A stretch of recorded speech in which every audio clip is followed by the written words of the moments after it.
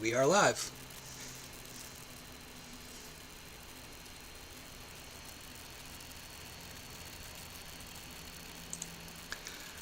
All right, we are live with our first character creation event. And I am here with Jess, and Jess has volunteered to be our test subject for our first live character creation. Um, You're welcome. let's just let it catch up to us here for just a quick second. Sure thing. And yeah, we should be good. We should be live right now. Um, Okay.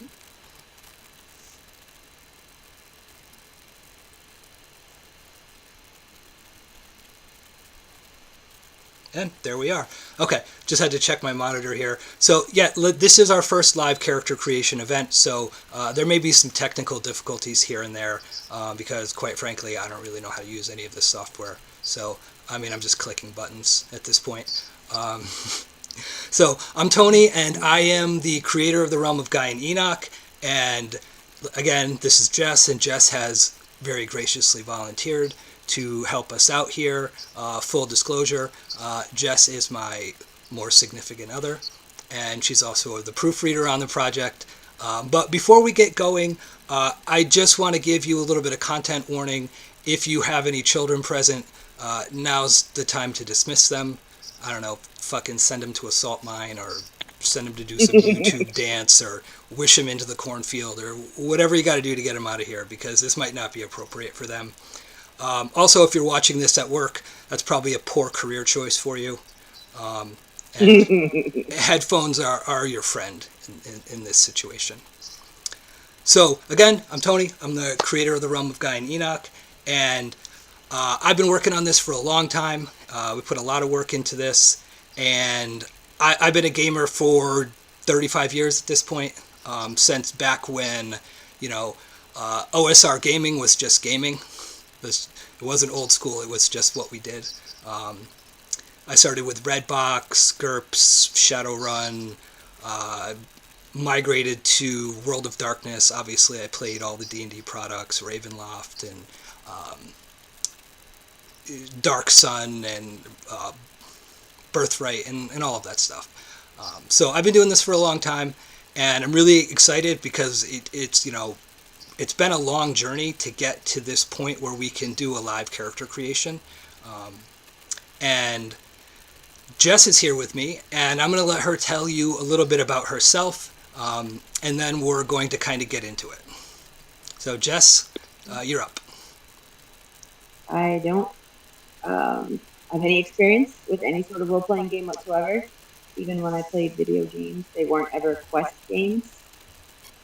They were always either racing games or fighting games. So this is all new to me, which makes me the perfect guinea pig to see whether the game mechanics apply to complete novices.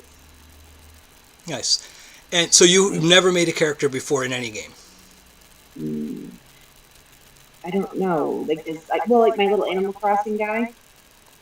Okay. I guess we can count that. That's as close as I got. Okay. But you did participate in the Realm of Guy and Enoch combat stress test. Right, but those are pre-made characters. Right, with pre-made characters.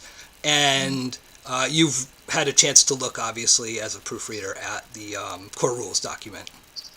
Correct. Okay, I excellent. got mine on Drive to RPG.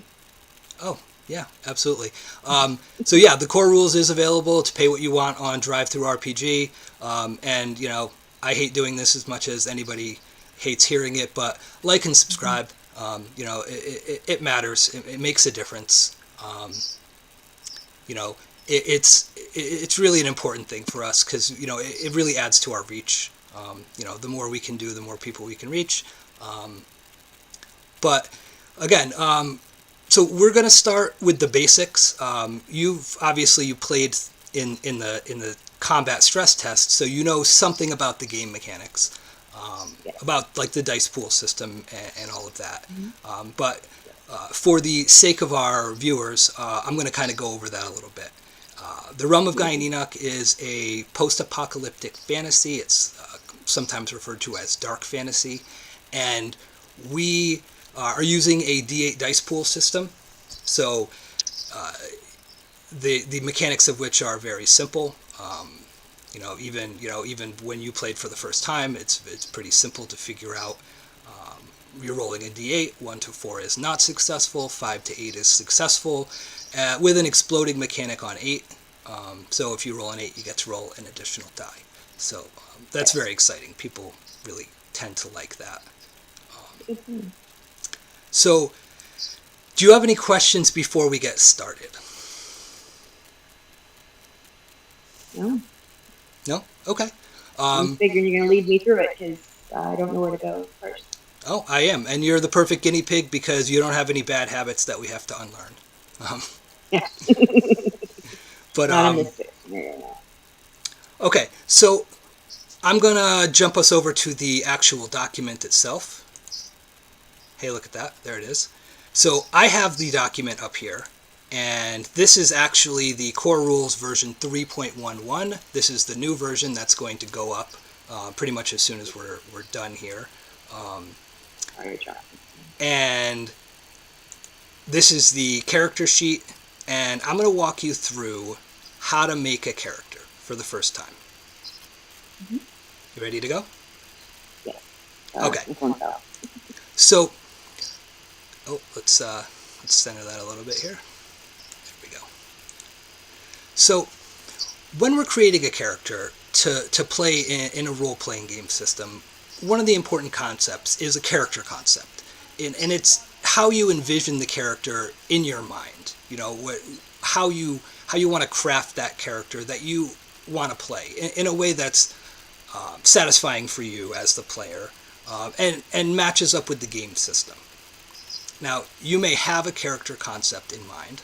You may say, okay, I want to make a warrior, or I want to make somebody that's personable or fabulous, or whatever traits that you want that character to have. Or you may just say, I don't know. And for someone, maybe like yourself who hasn't made a character before and who doesn't really have a lot of role-playing experience, you may take those steps in the process to form a concept for your character. Does that make sense? Mm-hmm. Okay. Yes. So let's kind of jump right into it. And I have a blank character sheet here for us. And let's take kind of a look at that. Let's put that kind of more front and center so everyone can see it. For the record, I can't see it in case anyone's curious. Nope. They can see it, though. Good. So we're going to use this character sheet, and I'm going to record what you tell me. So I'm going to describe the steps in character creation. You're going to tell me what choices that you're going to make for your character, and bear in mind that there are no wrong choices. So it's whatever you want. Okay. So being that you don't have any prior experience, we're going to start from the beginning, and we're going to kind of do the character creation as it's written in the text. That way we cover all the bases and we don't miss anything. Now, as an experienced player, later on, you may do these in any order that you want. You may choose a calling first, and then in heritage, and then assign your skills, and then assign your attributes. But that's perfectly acceptable. That's pretty common, to be quite honest. So let's jump down, and we're going to start with attributes for your character. Not our character, your character. So in the realm of Gaia and Enoch, a character has 8 attributes, and those 8 attributes are broad descriptors of that character. Basic capabilities, and they're more evident in the character's physical and persona, and these are things that you can really tell about a person. And we're going to use a standard array of values. So we're going to go with 333, 222, and 11, bearing in mind that a value of 2 is considered to be average, right? So you're going to have 3 attributes that are a little higher than average, 3 that are average, and 2 that are below average. And that's going to give your character some depth and some like a feel to them. Right. Like a realism. Okay. So let's kind of go over those 8 attributes just briefly, just so you have an idea of what they mean for how you choose them for your character. Okay. So you have 4 physical attributes. You have agility, which rates your character's physical coordination, particularly as it pertains to movement. Dexterity, which is going to rate your hand-eye coordination and fine motor control. Um, when you think of agility and dexterity, think of agility like legs, feet, and torso, whereas dexterity is more hands, arms, and shoulders. Make sense? Yes. Okay. You have stamina. Stamina rates your character's vitality, your physical health, and your endurance. So someone with high stamina is going to be very vigorous and healthy and have a lot of kind of life to them. Mm-hmm. And then strength, that one's pretty easy. Your ability to lift, push, pull, and carry things. Sure. Okay. On the mental side, you have intellect. That would be your character's ability to absorb, use, maintain information. It also involves problem solving. Um, Next, you have persona. Persona is the force and vibrancy of your character's personality. That can manifest in a number of different ways, as far as the way you carry yourself. It could be your physical appearance. It doesn't necessarily Mm-hmm. have to be. Um, your willpower, that is your character's ability to maintain mental concentration and their ability to focus themselves on tasks, which I fail at miserably in real life. Um, and you have wisdom. Wisdom is your ability to use past experience in future problem solving. And Mm-hmm. uh, wisdom and intellect kind of have a relationship, and there's a classic example of that, where intellect might tell you that it's raining and that humidity and barometric pressure makes rain fall. Wisdom tells you go inside before you fucking get wet. You know what I mean? And Right. being smart doesn't necessarily make you very wise or make good decisions. And sometimes people who make good decisions aren't very intellectually smart. Um, there's a relationship between those two things. Sure. So the first thing that we're going to do in character creation, and again we have our character sheet up here, is I want you to, of those 8 attributes, I want you to choose 3 that you would consider to be strengths for your character. These are things that your character excels at. Okay. So I would want wisdom, intelligence, and stamina. I'm sorry, say that again? Wisdom, intelligence, and stamina. Okay.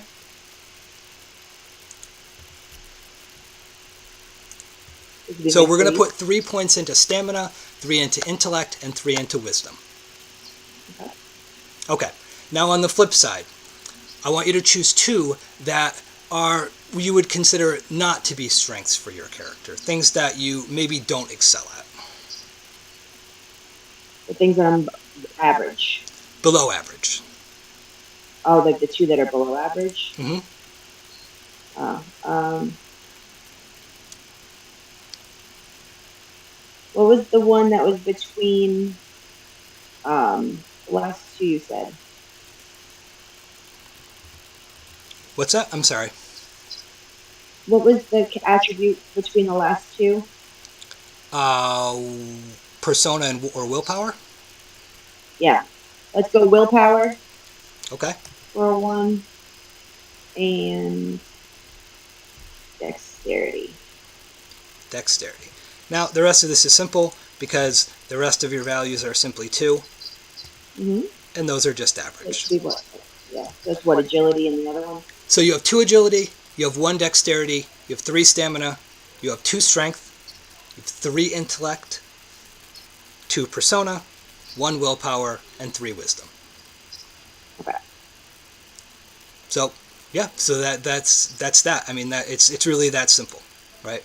And we're going to use these attributes to build dice pools for your character on a one-for-one basis. So for every 1 point that you have in an attribute, you're going to get 1 die when you use it in a dice pool. Okay. Make sense? Simple enough. Yep. Okay. Next up, and this one is going to be a little bit harder for you as a brand new player, as someone who hasn't played a lot of role-playing games. We're going to choose some skills for your character. Okay. And there are 3 skill categories. You have knowledges, you have proficiencies, and you have talents. So knowledges, think of it as what you know, whether through study or through real-life experience. Proficiencies are what you can do. Okay. And again, that could be through training, that could be through real-life experience. And then talents are how you are, and these are social skills. So there are 24. There's 3 categories of 8. So 8 knowledges, 8 proficiencies, and 8 talents. And you're going to choose 13 of the 24 to put 1 point into. So I'm going to go over them quickly, and if you want me to elaborate, I certainly will. Some of them are going to jump out at you, some of them aren't. Bear in mind that you don't necessarily right now have to spend all 13 of those points. We can use those to round out your character later if we want to. Okay? Mm-hmm. So, in knowledges, we have academics. This is your classic training when it comes to like learned knowledge. Philosophy, history, math, things like that. Alchemy, your knowledge of the physical properties of solvents and materials, particularly in the use of manufacturing things, and making potions, elixirs, salves, things like that. Make sense? Okay.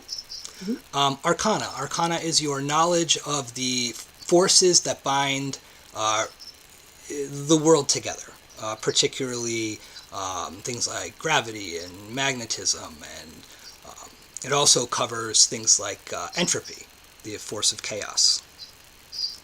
And Arcana is useful for someone who has erudition as an aspect, just so you know. Okay. Ecology, your knowledge of the natural world, particularly things like zoology, meteorology, geography, botany, stuff like that. Okay. Linguistics, your ability to know and speak, read, and write additional languages beyond what your character's heritage language is. And bear in mind, everyone can speak Knock and their heritage language, so based on the heritage you choose, you may be able to select through linguistics the ability to speak, read, and write more languages beyond that. Okay. 1 point will allow you to speak it, a 2nd point will allow you to read and write. Okay. Lore, your character's knowledge of the weird and bizarre creatures that inhabit Enoch. Okay. Particularly when it comes to things like chimera or dust creatures or spirit creatures, things like that. Okay. Primalist, your knowledge of the elements, particularly how they interact with each other to form primal elements, fire, lightning, earth, water. And then Veritas would be your knowledge of the philosophy of morality, particularly as it pertains to the light and the shadow. So your philosophical knowledge of right and wrong. Okay. Are there any of those that stick out at you as something that you might want for your character? Yes. Okay, go right ahead. I would want, the alchemy. Okay. I would want the language. Yep.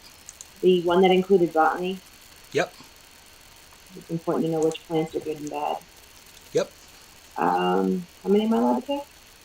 You have 13 total between the 3 categories. Bear that in mind. So we put 1 into alchemy, 1 into ecology, and 1 into linguistics so far. Yeah.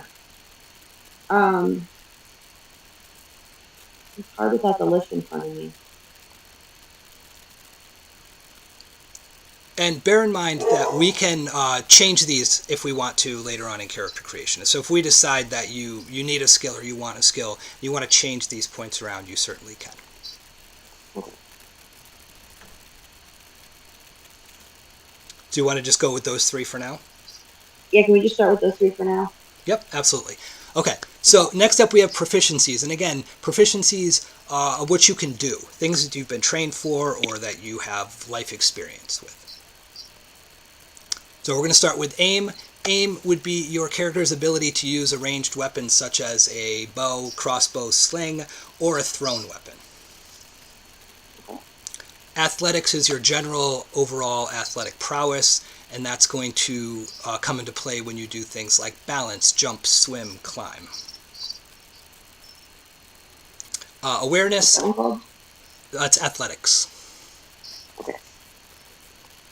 Awareness, your attentiveness to the world around you, how easily how much you pay attention to what's going on around you. And that pertains to things like surprise. It also goes with your character's dodge rating if you want to avoid and evade attacks. Okay. Brawl, your proficiency in physical hand-to-hand combat, the use of items not intended to be a weapon, or to use a shield. Okay. Engineering, your character's ability to make, design, and use improvised devices. MacGyver. What's that? MacGyver. Right, exactly. Medicine, this one's pretty simple. Your character's skill in diagnosing, treating illnesses and diseases, particularly things like wounds. Poisons. Melee, your ability to use a weapon designed for combat. Okay. And that's going to go along with attacking and defending yourself. And metallurgy, your knowledge and proficiency with things like blacksmithing, gem cutting, smelting, and that's pretty niche to the game world. Metallurgy is very important, obviously, in a fantasy type situation. Okay. So, do any of those 8 jump out as you as something that you might want for your character?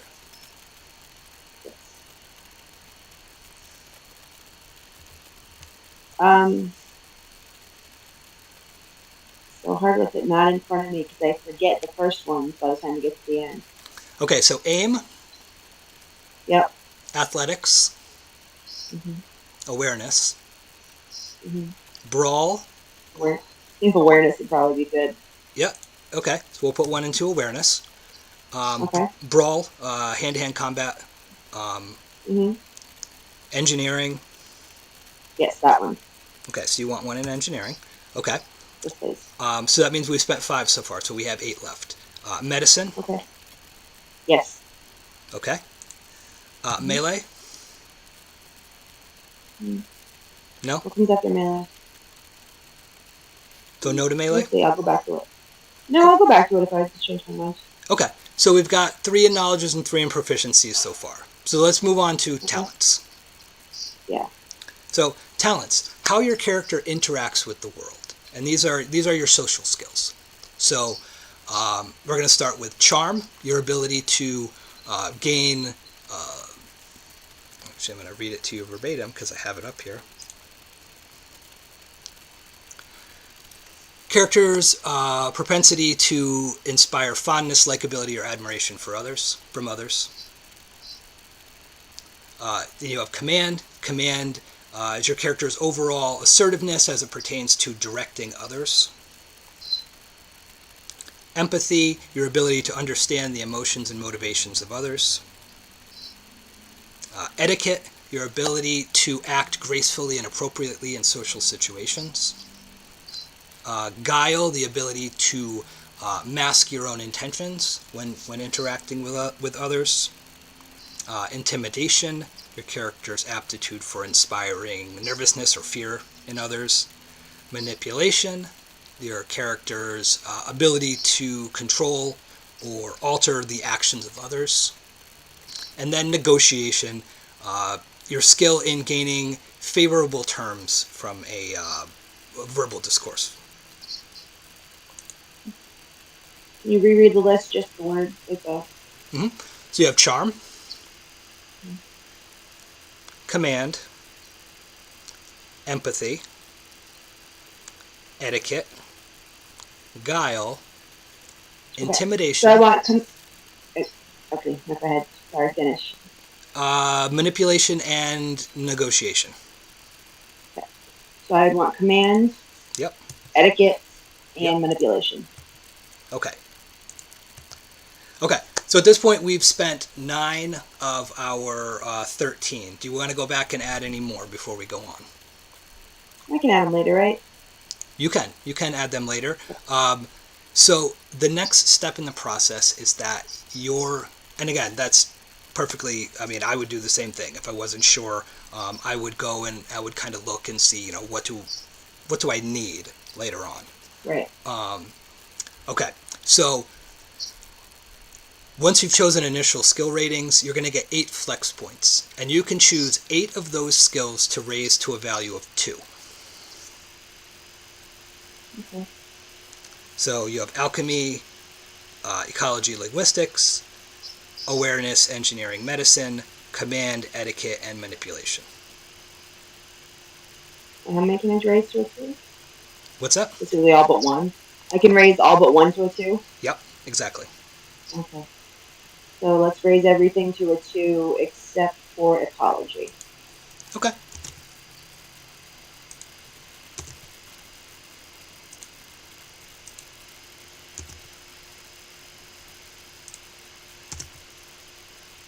Actually, raise ecology to a 2 and leave etiquette at a 1. Perfect. Because I can have manners, but they don't need to be that good. Right, exactly. Okay, so now we have 2 alchemy, we have 2 ecology, we have 2 linguistics, we have 2 awareness, we have 2 engineering, we have 2 medicine, we have 2 command, 1 etiquette, and we have 2 manipulation. And bearing in mind that you still have 4 skill points left that you can choose to use however you want later on. Okay. And that's skills. We're done with that step for now. Again, we are going to come back and revisit that, later on. But for now, we're just going to leave it at that.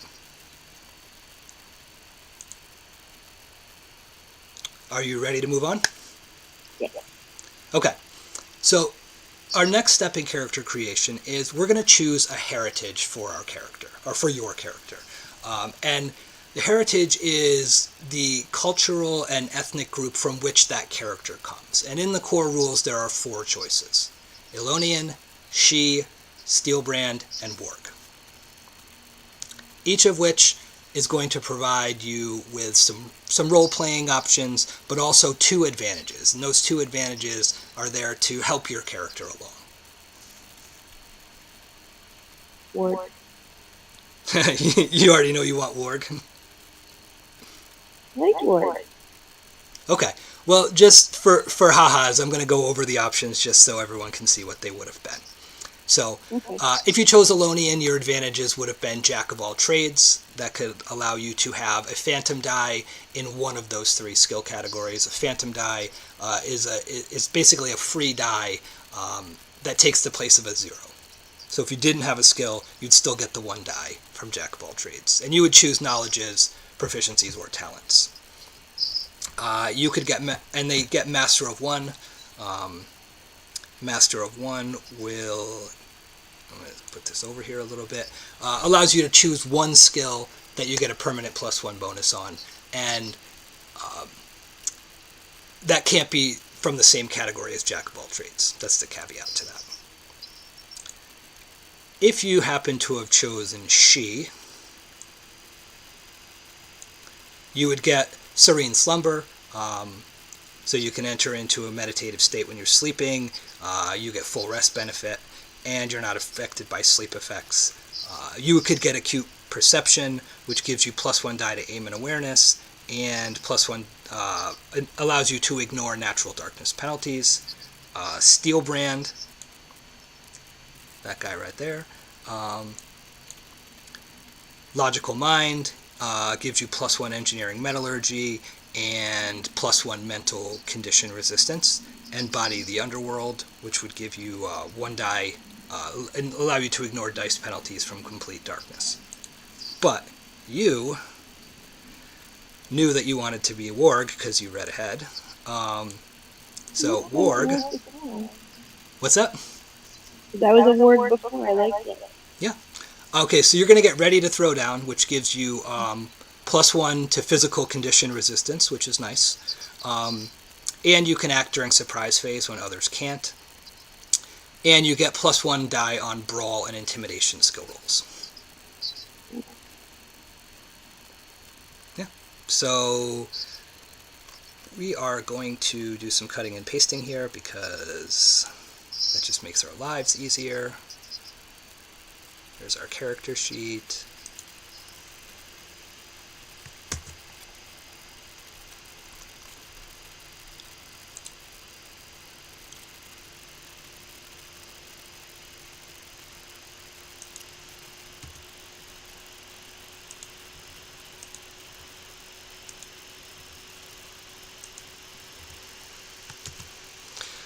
Okay, so there we have it. Your heritage language is Chrome, which you can speak, read, and write.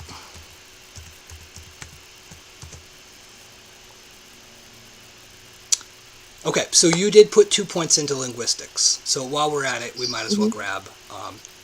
Do you want to choose a second language now, or do you want to wait? I'll take whatever the she speaks. Okay, that would be Aelv. Do you want to just speak it, or do you want to be able to speak, read, and write? I mean, if I have the option, I'll do both. Okay, so you're going to take speak, read, and write.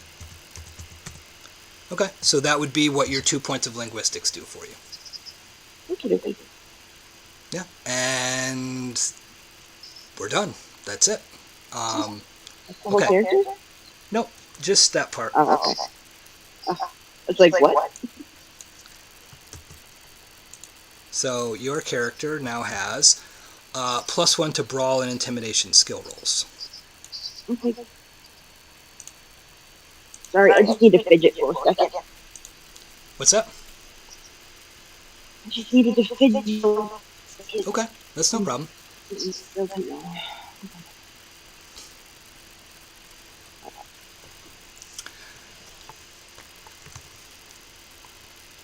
Okay, so there we are. So we have attributes, we have skills, we have chosen a heritage for your character. Next up, we are going to choose a calling. And this one's going to be a little bit more involved, so I will do a little bit more explaining here than I had previously. Now, you've obviously seen these before. Did you have maybe one in mind that you were thinking of? I like mental sanity. What's that? I like my calling mental sanity. Okay. Okay, so let's kind of go through them, and we're gonna just, for our viewers, so they can kind of see what we're choosing from here. So the first option would have been Calling of Aggression. Calling of Aggression is a physically dominant, as the name would imply. Their core aspect is might. Their sanction is brutality. Let's kind of rewind here a little bit before we get that far, because again, I want people to be able to follow along here. Your calling is it's to represent your core physical, mental, and psychological predisposition. It kind of describes not who you are, but kind of how you are, how your character kind of sees the world, and how they present themselves to it, and how they act in regards to role-playing situations. So if there's a question of how does my character act? My character acts with aggression. They act with honor. They act with piety. You know, if that makes sense. Yes? No? Maybe? Oh, yeah, me. Yeah, sure. Yes. Okay. Each calling features a core aspect, and that core aspect has 4 facets to it, and then it has a passive facet. Those aspects are going to grant your character evocations and enhancements as a guy and hero, and those are going to be based on the exact core aspect of the calling that you've chosen. They're also going to provide you with an attribute bonus. So your core aspect is going to give you a +1 bonus to a physical and a +1 bonus to a mental attribute. But we'll kind of go through them. I know you know the one that you want. Calling of Aggression, core aspect is Might. This is going to give things like Crush, Pummel, Batter, Pound. This is heavy melee. Also with some role-playing bonuses like Glare and Bold Impressions and Unnerving Visage. A Brute, be able to lift things. Might grants a bonus to Strength and to Willpower. Your second choice would have been Calling of Honor. Calling of Honor grants Mastery. Mastery gives a bonus to Stamina and Wisdom. Mastery is very aggressively defensive. You get things like Blunt and Charge and Shield Slam and Thrust Kick. Very physically inclined. And I mean, from the character that you're making so far, that probably would not have been a good choice for you. These first 3 are all very physically inclined. Calling of Instinct. Calling of Instinct grants Precision. Precision gives you Dexterity and Intellect. Very heavy on Wilderness Survival and ranged attacks. Snapshot, Multi-Shot, Wing Clip, things of that sort. The flip side of what you're choosing, Calling of Piety. Piety grants Sanctity. Sanctity gives Stamina and Wisdom. Sanctity draws upon the power of the light. It gives you Nurture and Assuage and Consecrate and Smite. That one has nice benefits to it. Oh, it does. It's got the ability to heal and the ability to hit things with Smite. It's got teeth. Consecration. It's definitely. I want someone on my team with that one. Oh, absolutely. Yeah, absolutely. Well, especially having 2 different types of heals, Nurture and Assuage. That's a nice option. So we're going to skip over the one that you chose. Uh-oh, not responding. Oh no. It'll come back. There we go. We're going to skip over the one you chose for now. Okay. We're going to go to Calling of Reason. Calling of Reason, the power of a logical mind. Core aspect is Erudition. That's going to grant things like Kinetic Blast, Telekinesis, Arcane Orbs, Phase, which allows you to move through occupied space, Hold, which holds an enemy in place, and that grants Dexterity and Intellect. Synergy, Calling of Synergy. This is your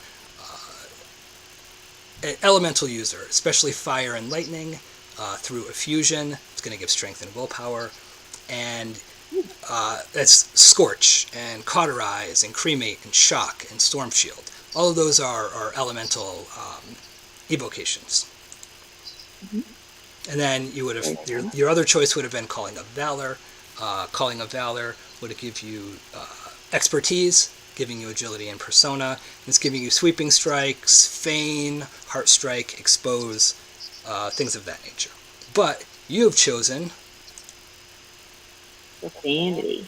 Calling of Profanity. So Calling of Profanity taps into the power of the shadow.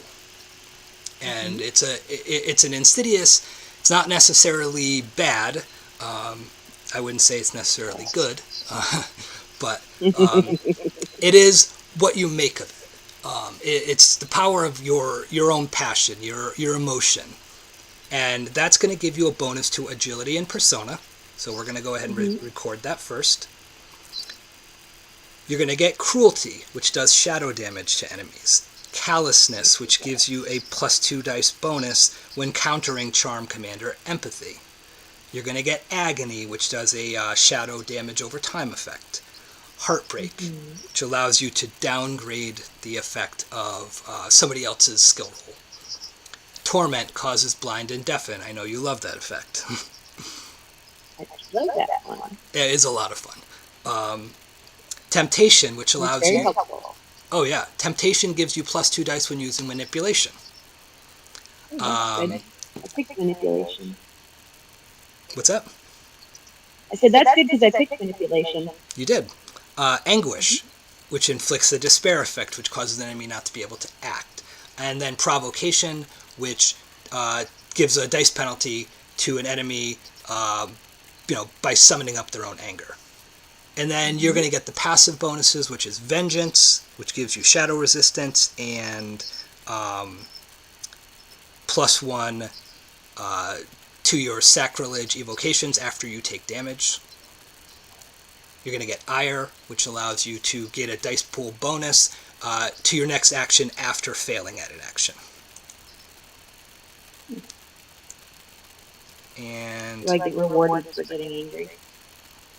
Exactly.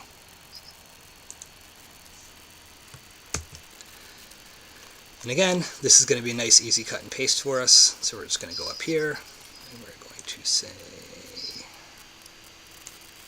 bye-bye to all of this.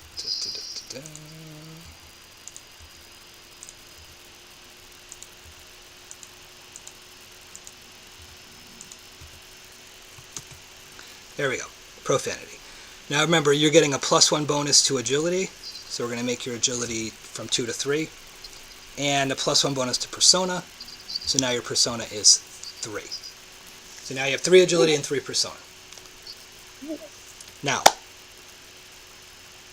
using sacrilege requires Veritas, which you didn't choose in your initial skills.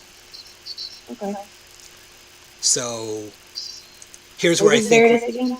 Veritas is your knowledge of right and wrong, and your ability to use the light and the shadow. So Okay. we have 4 points left, and I'm going to give you a recommendation here. Yeah. I did. So you definitely want 1 point of Veritas. Yeah. Now you may want to change one of those other 2s to a 1 and put that point into Veritas also. Okay. So which skill would you like to reduce to 1? Alchemy, ecology, Alchemy. Alchemy. Okay. So here's where we're going to customize. We're going to make your alchemy. Now, let's do some pre-planning. Because you still have 3 skill points left, right? Okay. And Profanity has 3 paths: Heretic, Defiler, and Corrupter. The Heretic would get Mastery, that's more physically inclined. The Defiler would get Erudition, which would utilize Arcana. And Corrupter would use Primalist, that would give you Effusion. What's diffusion again? Effusion is the power to manipulate fire and lightning. Oh. Right. And that would require that you have skill points in Primalist. Now, those aren't useful to you now, but they might be if that was a path that you chose to take later on. I don't know. I think I like Defiler better than Corruptor. So, Erudition? Yeah. Okay. So you need Arcana for that. Okay. So, again, you don't necessarily have to, but since you have the skill points that you had not used, putting 1 into Arcana is not a bad idea. Right, do it. Okay. Now we still have 2 skill points left. Okay. Do you want to hold on to those, or do you want to use them now? What's the next step in my creation? It's going to be to choose a Apotheos for your character. Do I need more skills involved in that? Nope. Oh, okay, so choosing now. So you can go with academics, you could go with lore, you could go with aim, athletics, brawl, charm, etiquette, guile, intimidation. I mean, if I already have manipulation, I don't really need charm, Right. but I wouldn't mind academics and lore. Okay. Yeah. So I mean, you're well studied and you know a lot of things. That's not a bad idea at all. Especially Mm-hmm. with this character that you're making not being quite so physically inclined, I would probably have recommended that you stay away from proficiencies anyway, just because, Yeah. I mean, a bow and a sword aren't going to do much for this character. You know what I mean? Right. Um, Mm-hmm. Well, just not when I have charm. right. Just being realistic about it. So yeah. So I mean, that's a. I mean, we're moving right along here. Um, our next step before we go on to Apotheos is we are going to choose a sanction bonus for your character. Okay. And here are the sanction choices. And you can choose one of these at each mark. So at mark 1, 2, 3, 4, and 5, your character is in character creation, so you're mark 1. So that means you can choose one of these 8 options.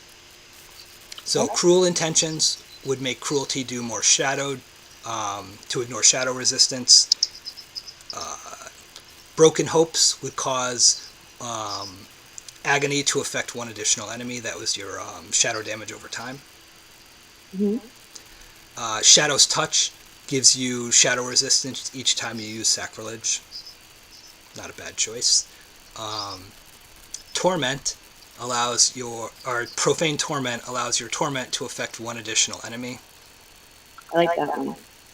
I like Uh, being able to affect more than one enemy at a time. Yep. If I was a betting man, I would have bet that you were going to take that one. Yeah, so you can use torment on now 2 enemies at the same time, Good. which you've seen from playtesting that's a pretty super handy thing to be able to do. Okay, so you took Profane Torment, that was your first choice, and that's that. So your Torment now affects one additional enemy, and your Temptation affects 2 enemies. Cool. So Temptation, where's Temptation?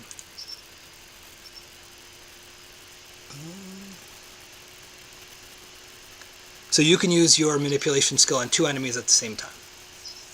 Okay. Or 2 NPCs. I mean, they're adversaries. They're not really enemies because you're not fighting them with manipulation. You're just kind of, you know, trying to get them to do what you want. But yeah, that's steps done. So that's all pretty simple.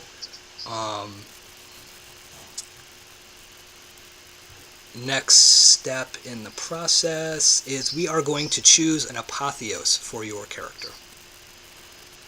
Okay. And this is a step I don't think you've seen before, so I'm going to explain some background things. Let's see. As soon as my computer stops trying to autosave.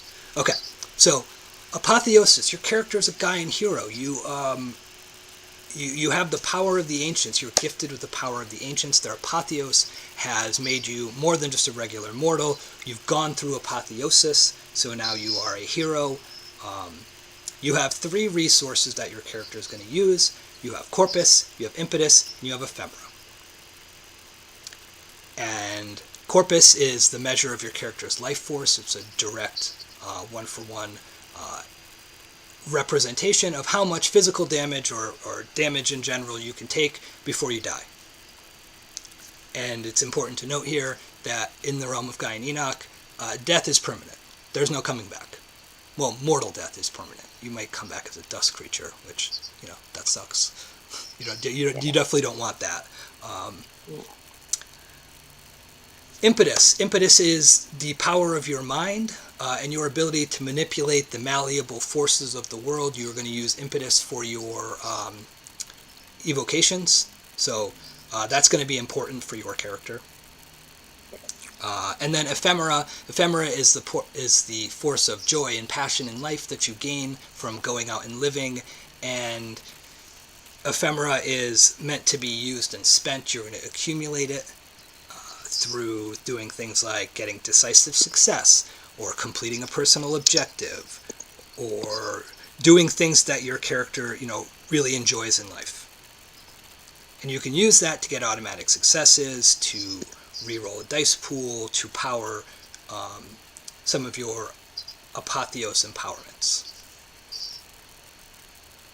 Make sense? Yeah. Okay.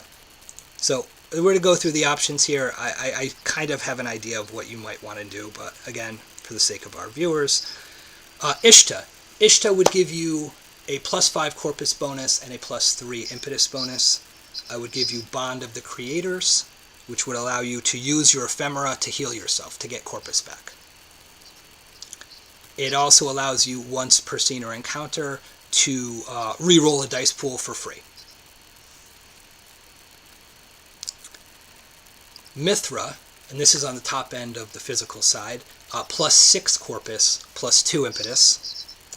And that is going to give you Prowess of the Ancients, which allows you to get 2 automatic successes from 1 ephemera rather than the standard 1. And it's going to give you Gift of the Penitent, which allows you to convert 1 success from a dice pool roll into an exploded success.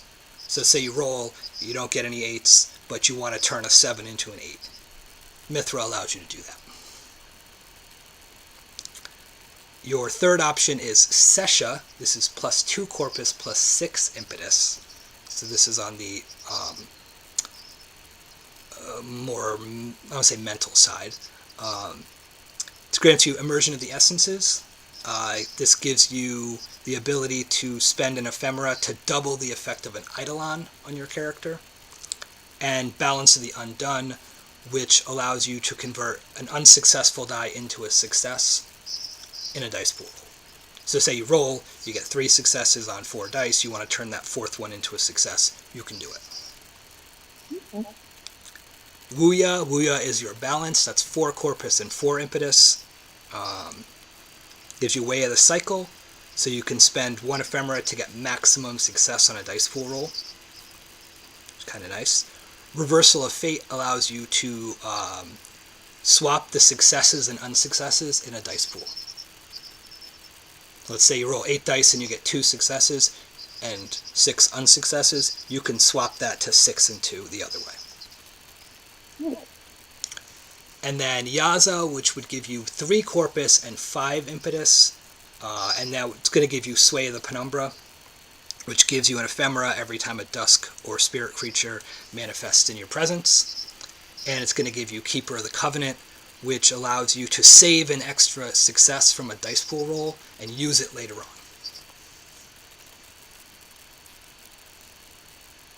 So, I know that's a lot of information. Do you have any questions, or would you like any advice? Which one did you think I would pick? I thought you would pick either Yaza or Sesha for the high impetus. Yeah, I was leaning towards Sesha. I was thinking Sesha for your character, to be quite honest. Mm-hmm. When you read it, that's the one that sounded the best. Okay. And then, I mean, let's not overthink it too much. I mean, Sesha sounds like a good option for your character. Yeah. And quite frankly, that's the one your pre-made character had. Oh, is it? I didn't remember that. Yep. We didn't get to that part. No, because we only did combat testing, so the apotheos didn't really super matter. I mean, it did, but it kind of didn't. But in this case, okay. So we took Sesha, so you can double an Eidolon. Now, think about that when you choose your backgrounds, because maybe Eidolon is a good choice for you. But now we are going to go ahead and calculate your corpus and impetus. Ready for it? Yeah. So corpus is 3, because that's based on your size. You're a medium creature. Medium creatures start with a base of 3. So we're going to go with 3 plus your stamina, which is 3, so that's 6, plus 2 from your apotheos, so your character has 8 corpus. Oh. Okay. Make sense? I'm gonna die so quick. Yeah. Well, you still have twice what the average mortal has, so I mean, you're still doing pretty well. Average mortal has between 3 and 5. You have 8. Okay. Impetus. Impetus is 3 plus your willpower. That makes that 4. Plus your impetus bonus, so that makes that 10. Okay. Okay, so you have 8 corpus and you have 10 impetus. Okay. When do we get to armor soak? Oh, we're getting there. Because my corpus can be 8 if my armor soak is good. Well, right. That's definitely a good thought to have, because if you don't have a lot of health, not taking damage is probably a good idea. Right. But yeah, so I mean, we're through that. I mean, that was pretty simple. So next up, and we're kind of on our way to being done, if I'm being quite honest. Backgrounds. So backgrounds represent your character's life before the game session started. Where they came from, what they did, in a tangible way that gives them a benefit in the game. And you have 5 backgrounds that you can choose from. You choose armaments, which is going to be your weapons and armor. You are going to have contacts. Contacts would be who you know.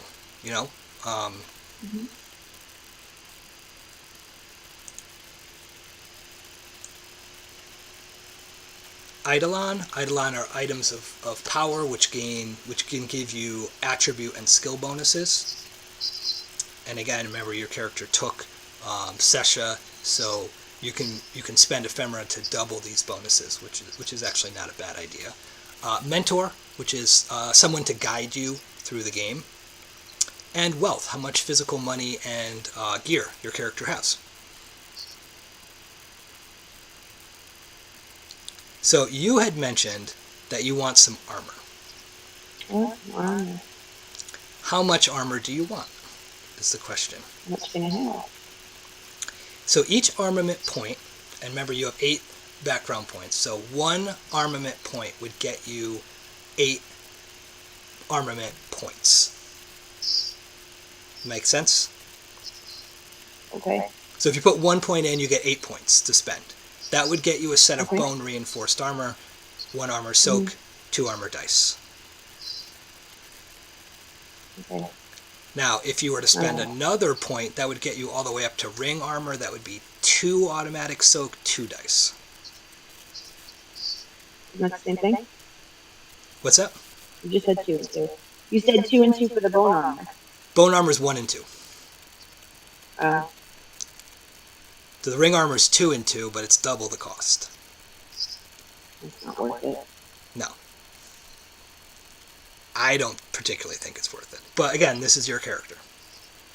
Mm-hmm. So, I mean, you could go with just that bone reinforced with 1, and that's just 1 of your background points. All right. Okay. So stay away from the things that hurt. Well, I mean, that's probably going to be a good idea in general anyway.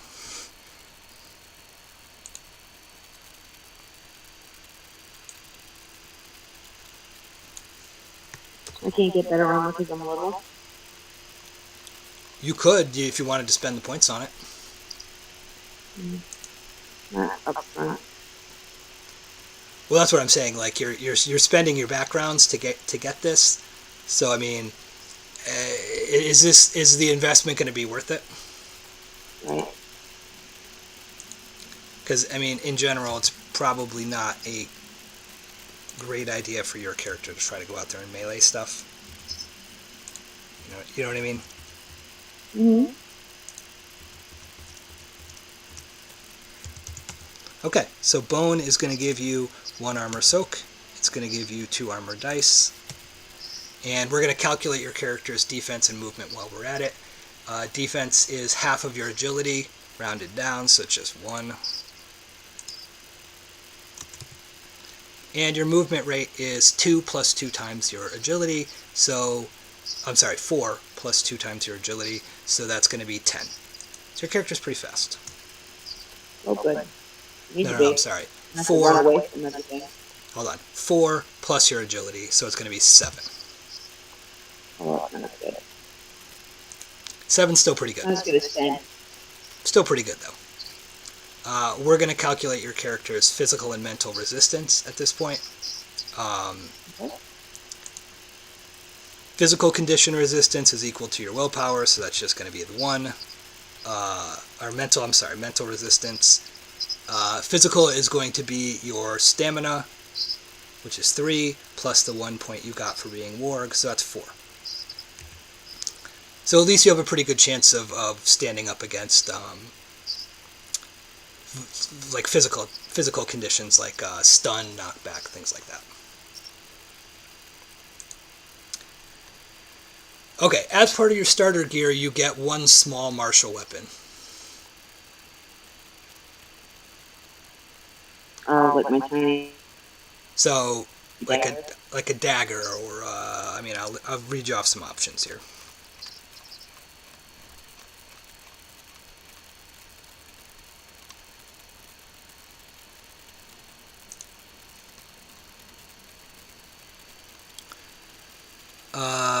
Cudgel, a dagger, a hatchet, a knife, a sickle, a walking stick.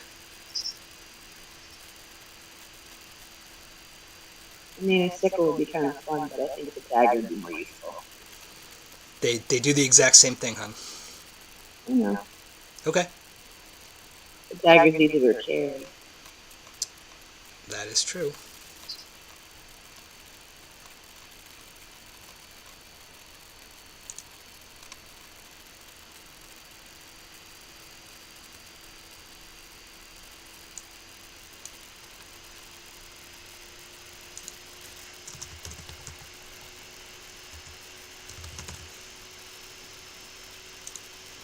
Dagger's got a reach of 1. It's a small weapon.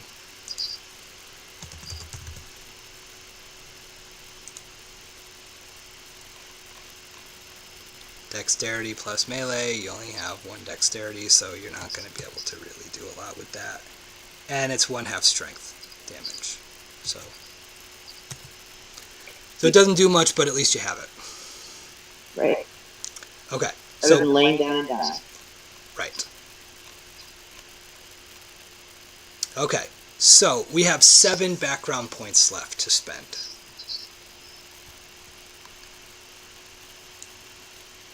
So we have contacts, we have Eidolon, mentor, and wealth. What's Eidolon again? What's up? What is Eidolon again? Eidolon. An Eidolon is an object of power that you can infuse into your body, mind, or heart, which grants you a bonus to things like proficiency skills, knowledges, physical or mental attributes, and they are on a 1-for-1 basis. So let's say, for example, if you chose 1 minor, put 1 point in, you could get +1 corpus. If you put 2 in, you could get +1 to a proficiency skill. 3 could give you +1 to a physical attribute. 5 would give you a proficiency skill and a physical attribute. Same thing with mind, +1 impetus, +1 to a knowledge, +1 to a mental attribute for 3, +1 to a mental or a knowledge skill and a mental attribute for 5.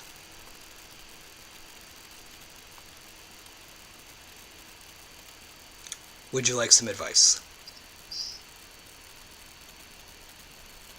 Yes, please. Okay, so your character is going to use Persona and Veritas. So it wouldn't be a bad idea to grab one of those with an Eidolon. So for 2 points, you could get a +1 to Veritas. For 3, you could get a +1 to Persona. For 5, you could get both. I only have 8. You only have 7 left. Then let's just do 2. Or no, what's the one for Veritas? You said 2? Is 2, yep. Yeah, let's do that. Okay, and you were concerned about your corpus. For 1 point, you could get a +1 to your corpus rating. Okay, let's do that. Okay, so that's going to be 3 of your 7 points that are left. Okay.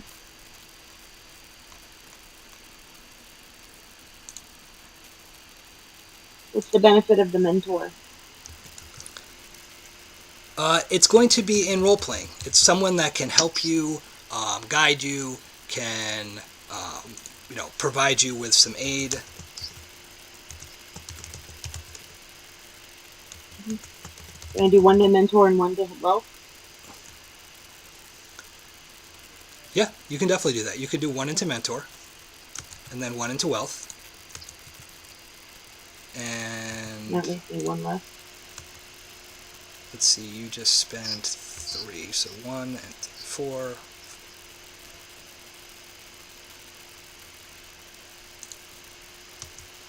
No, you spent 1 in armaments, Mm-hmm. um, 3 in eidolon, so that was 4.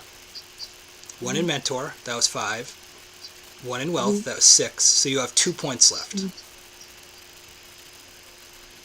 If I do 2 in wealth, I get better armor, right? You would just get a little bit more money. To buy better armor, right? You would be better off putting that into armaments and just selecting a better set of armor with it. Yeah, that's what I just said. That's what I meant. Okay, so you want to do that instead? Yes, please. Okay, so that leaves you 1 point left. Okay. So that means you now have a set of ring armor. Mm-hmm.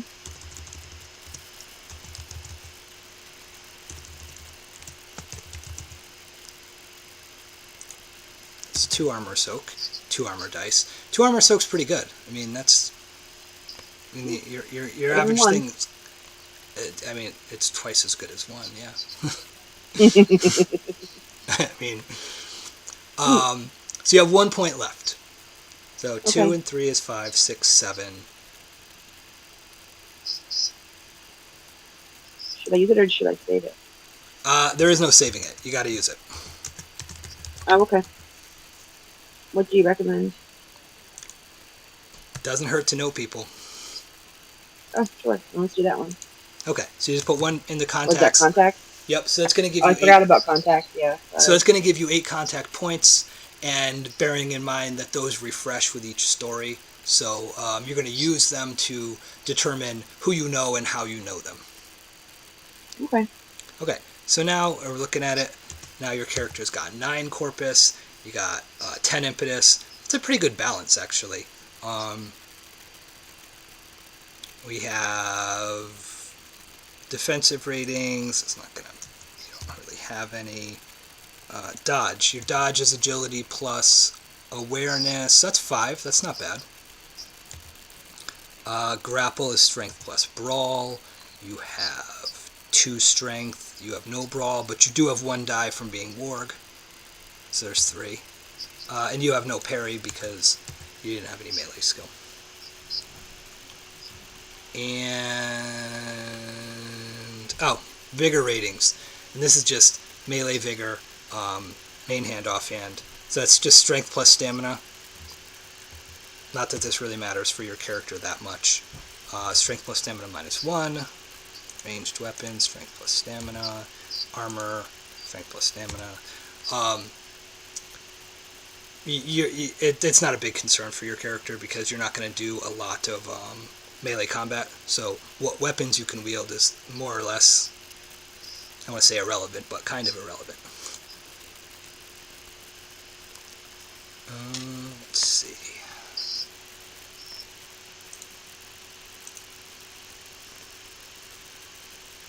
And that's pretty much it. I mean, we're going to give you your starter gear.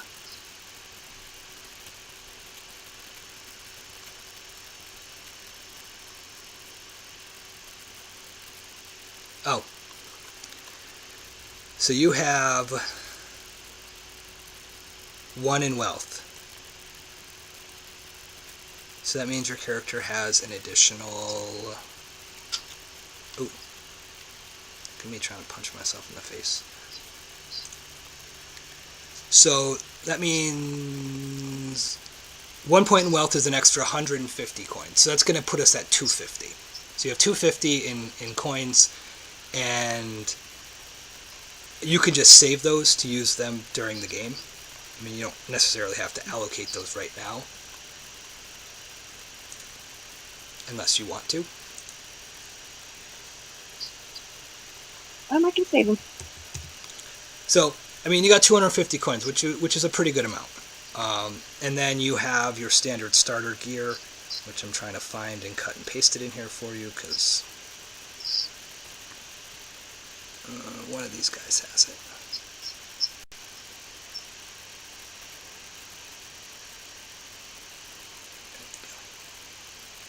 Nope.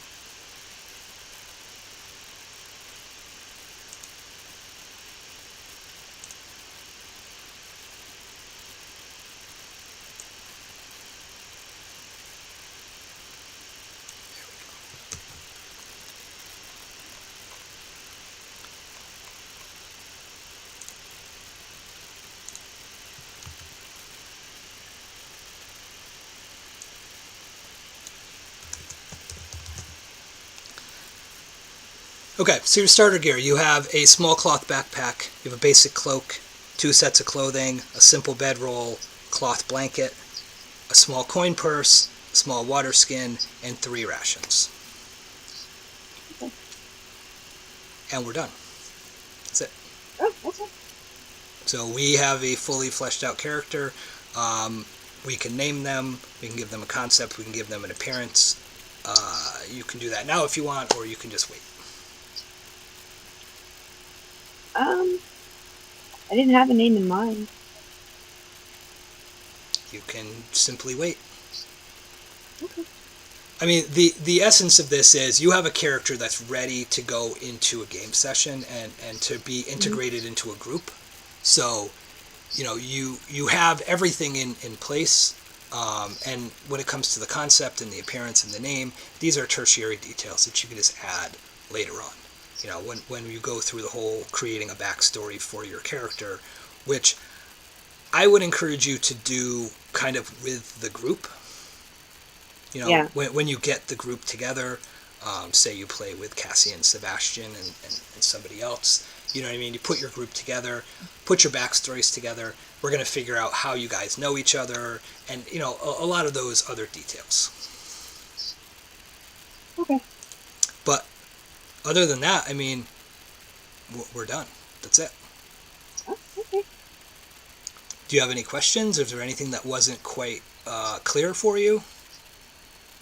If we did this again, I want to have this sheet in front of me Yeah, I would definitely so that I recommend can that. remember. Well, I have it. I have it up in 2 places. I actually have Abel's 9-year-old kid tab over here, which is my YouTube monitor, and it's also my.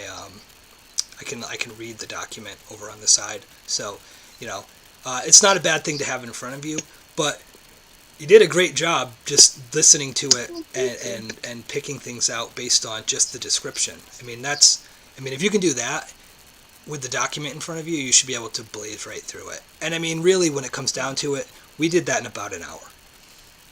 It's a little after 8 right now. It's about 8:15, and we got into it at about 7:15. So, I mean, 1 hour for a brand new player to make a character, a fully fleshed out character that's ready to play. That's really not bad. That's about where if I in an experienced game, with a game that I'm used to, if it takes me more than an hour to make a character in a game that I'm used to playing, that's too long. That's too much. I'm going to tap out at that point. I don't have the attention span for that kind of thing. But for you, I mean, obviously for me, I'm the creator, right? I wrote the game system. I can make a character in 10 minutes. I can make a character without the things in front of me. But obviously it's because I wrote it. But when I think back to the games that I used to play that were the most satisfying for me, one of them was World of Darkness, where character creation was so easy that I could just do it. Like I could just sit down and just like grab a character sheet and just be like dots, 351, 13, 9, 5, 4 disciplines, done. Here's my character. Like I'm ready to go. And that's what I want you to be able to do. We're going to make another one at some point. Not tonight, obviously. But everybody should have a backup character. This is my advice to every person in every role-playing game that you've ever played or you ever will play. Make your character, make a backup one. Like, have one ready to go, because if you die, 2 hours into a 4 hour session and you got to sit there and stare at everybody else playing for 2 hours, that kind of sucks. You know, Oh, definitely. like if you have one that's just ready to go and you make, you have your secondary and then God forbid Jess's character dies because she gets squished by a minotaur, which, I'm not saying that's going to happen, but I'm also not saying that that's not going to not happen. Um, Better than a swarm of something. yeah, I mean, everybody's going to die at some point. It is the apocalypse. And, if you have a character that's ready to go and you're like, this is my other character, Calling of Synergy, and I can integrate them into the story, and 5 minutes later you're back to playing, that's way more satisfying. Yeah. You know? Mm-hmm. So we already named our synergy characters. What's that? We already named our synergy characters. Jerica? Yeah. We'll make that one next. No, it'll be great. And Yeah. now you know how to do it.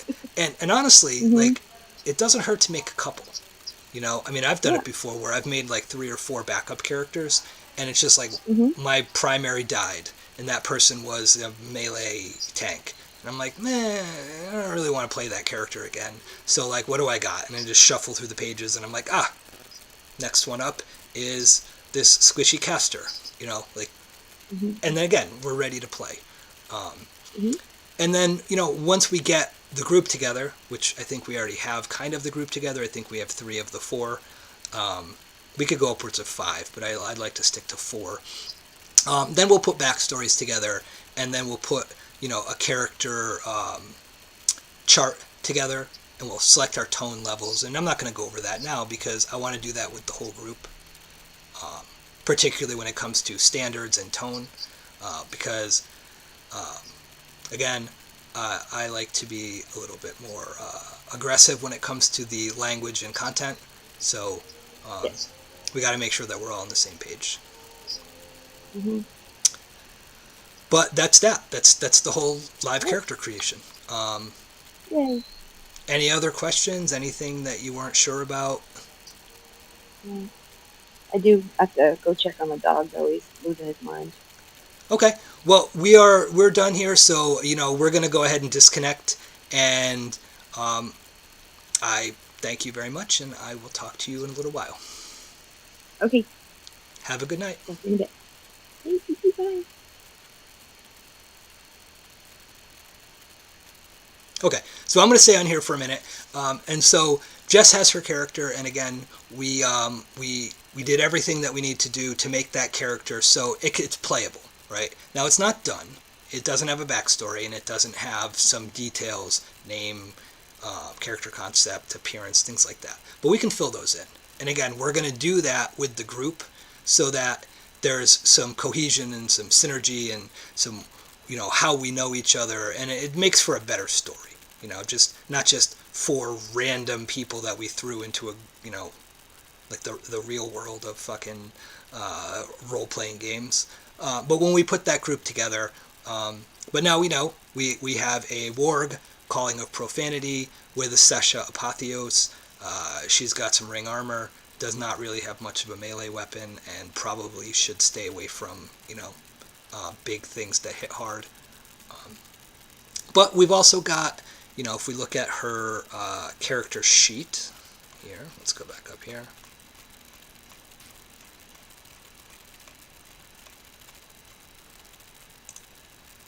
Examining that character, talent-wise, got some knowledges, got some academics, alchemy, arcana, ecology, lore. So this is somebody that knows a lot of things about a lot of things, and that can be really handy in the game world, particularly things like lore, where you run into something and your character knows that, like, hey, it's susceptible to fire.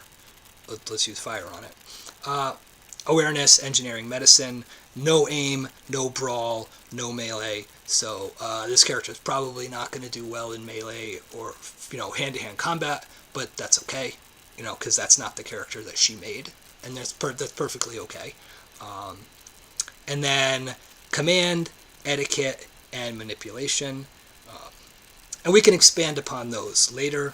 But I mean, we have a fully functional character. We're not missing anything at this point. We have our resistances, we have our defensive ratings, We have this martial weapon. We have the armor, which again is not, it's not terrible. Two armor soak and two armor dice is actually pretty good for this character. We have our starter gear and our 250 coins.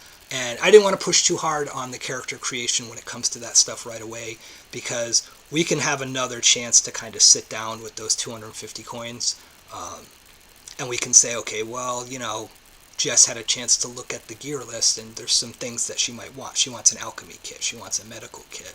Whatever she wants, she can grab. But that's not, it's not really super important right now that we do that. But we'll choose a path later on. We've got, we have everything in order. So now we just have to figure out when the game session starts, who their mentor is, and then she can spend those contacts as she meets people. But that's it. That's the whole character. There's really nothing more to it. So if you have any questions, let me know. Throw them in the comments or message me directly. But otherwise, we are good to go, and we are going to schedule at least 3 to 5 more of these with some other new players. So we'll go ahead and get some other people in here to do the same thing. So I thank you very much. Again, like and subscribe. I need subscribers. And we're going to look at doing this on TikTok at some point. So there's going to be, if you have a TikTok account, follow Aeroland Games over there. I can't do it quite yet because I don't think I have enough followers, and I don't really know how. If I'm being honest, I clicked buttons and it didn't work. But we can do it through YouTube here, through Streamlabs, one at a time. We're going to look at doing a 5-person collab next. But I think